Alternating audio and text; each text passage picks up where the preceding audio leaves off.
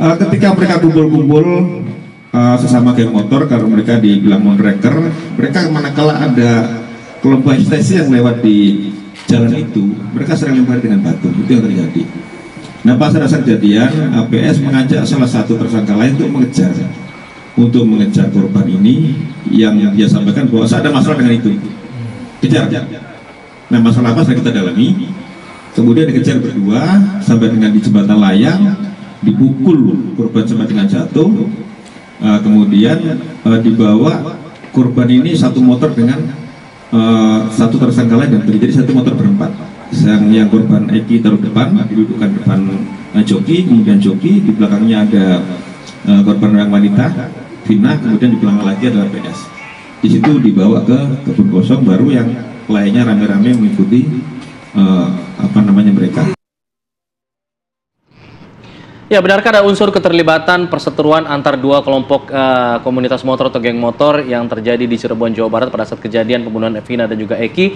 Apakah ada menjadi latar belakangnya? Nah, kita akan bahas ini bersama dengan narasumber, masih bersama dengan kuasa hukum keluarga Vina, ada Mbak Putri, dan juga ada Kang Doni Akbar selaku Ketua Umum XTC Indonesia.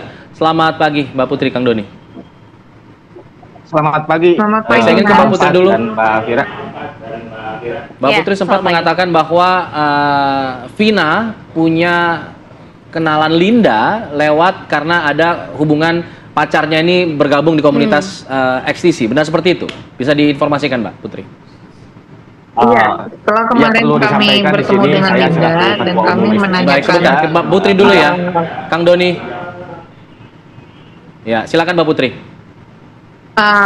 Kemarin kan kami bertemu dengan Linda dan kami menginterogasi Linda sebelum kami mendampingi saat Linda dipanggil di Polda Jawa Barat. Kami menanyakan perihal kedekatan Linda terhadap almarhum Vina. Disitulah kami mendapatkan cerita dari Linda bahwa dia mengenal Vina itu dari saat mereka masih sama-sama memiliki kekasih. Jadi Linda punya pacar namanya Eko yang merupakan petingginya XCT atau XTC gitu namanya ya.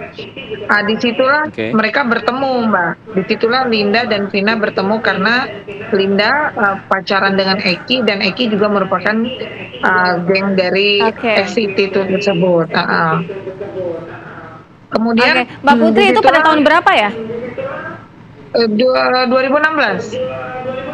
Oke, dilanjut, Mbak. Nah, kemudian kami tanyakan lagi, Mbak, apakah hubungannya dekat dengan Vina? Apakah sering menjadi teman curhat? Di situ Linda menjawab, dia tidak terlampau dekat dengan Vina karena hanya bertemu di saat waktu lagi nongkrong-nongkrong bersama. Gitu, hanya beberapa kali saja bertemu, dan kemudian si Linda ini putus dengan kekasihnya dan akhirnya tidak bertemu lagi dengan Vina dan Eki, begitu, Mbak. Oke, narasinya kan hanya sebatas di sini itu. adalah ada perseteruan antara kelompok XTC dengan Moonraker. Eki ya, pacarnya Vina diketahui disebut sebagai anggotanya Moonraker, punya masalah dengan XTC. Nah, apakah Linda sempat menceritakan kepada Mbak Putri bahwa Vina ini pacarnya Eki adalah anggota dari Moonraker? Yang kami ketahui Eki ini XTC ya, Mas, bukan Moonraker. Oh, justru Eki di XTC? Iya. Oh iya, oke. Eki di XTC. Peggy maksud saya, Peggy. Peggy berarti di Moonraker begitu ya? Tidak, Linda tidak mengenal Peggy. Tidak mengetahui Peggy karena kami tanyakan juga karena geng motor ini kan, XTC ini kan mereka banyak sekali, ada grup-grupnya, grup 01, 02, 03, 04 begitu, Mbak. Jadi dia tidak hafal satu-satu begitu. Baik. Oke, kita ke Kang Doni. Kang Doni, benar begitu ya, memang ada keterlibatan gitu, paling tidak ini menjadi awal mula di mana perseteruan antara keduanya dari XTC dan juga Moonraker, dan apakah benar Eki ini merupakan dari XTC? Baik, Mbak Fira, Mas Alfat, memang betul Eki ini saya mendapatkan informasi dari anak-anak XTC Cirebon bahwa Eki ini adalah seorang anggota XTC. Nah, kalau Vinanya ini memang bukan anggota STC, tapi karena mungkin Eki-nya itu anggota STC dan yang saya ketahui mereka ini punya hubungan spesial yaitu pacaran, ya Vina itu ikut-ikutan gitu. Ya, Kang Doni, ingat tidak pada saat 2016 sempat ada perseteruan antara STC dengan Moonraker gitu? Iya, kalau misalkan kejadian itu kan memang saya menjabat sebagai ketua umum itu di 2019. Nah, kemarin juga saya menanyakan tentang kejadian di 2016 gitu kepada teman-teman Cirebon. Oke, lalu apa? Ada tidak? Jawabannya apa? Konfirmasinya apakah memang sempat ada sejarah perseteruan antara dua kelompok ini? Ya perlu diklarifikasi juga tadi kalau ada mungkin isi dari BAP atau informasi narasi-narasi yang saya dengar di medsos itu juga terkait korban bersama pacarnya itu melempari batu. Nah, kalau dari pengalaman-pengalaman kelompok motor itu seperti di STC ataupun Moonraker, GBR ataupun Briges yang satu genre itu nggak mungkin satu orang apalagi bersama seorang perempuan menjadi provokator atau misalkan melempari batu, yaitu kalau bahasa dari teman-teman di ini cari mati aja gitu. Dari situ saja udah janggal. Dan memang kami juga menanyakan kepada teman-teman di Cirebon. Biasanya kalau misalkan kejadian itu antar kedua kelompok motor biasanya juga heboh gitu dan saling balas dendam. Biasanya kebiasaannya seperti itu, tapi saat itu memang enggak gitu. Kang Doni, ada juga tidak informasi pada saat itu bertanya kepada teman-teman STC mengenai sosok Peggy yang menjadi lawan dari STC itu di Moonraker? Apakah ada perbincangan itu juga bahwa mereka ada ketidaksepemahaman, ada perseteruan begitu walaupun secara individu misalkan, bukan berkaitan dengan geng motornya misal? Kalau perseteruan itu juga informasi yang saya peroleh dari teman-teman Cirebon itu mereka sama-sama tidak tahu tentang hal itu. Apakah ada permasalahan pribadi itu tidak tahu. Jadi anak-anak Cirebon itu tidak mengetahui ada persoalan-persoalan pribadi antara pelaku ataupun korban. Kang Doni, tapi kalau sosok dari Eki sendiri menurut teman-teman XCC seperti apa sih? Kalau Eki sendiri menurut teman-teman di sana kepribadiannya memang biasa-biasa saja, tidak ada yang menonjol. Hanya saja memang Eki ini termasuk aktif di STC itu. Sejak kasus ini mencuat, Kang Doni, pernahkah ada upaya dari para petinggi di XTC dan Moonraker untuk bertemu, berdiskusi atau setidaknya mencari titik temu mengenai kasus ini gitu, sehingga menjadi lebih jelas dari duduk perkara antar kejadian yang terjadi ini?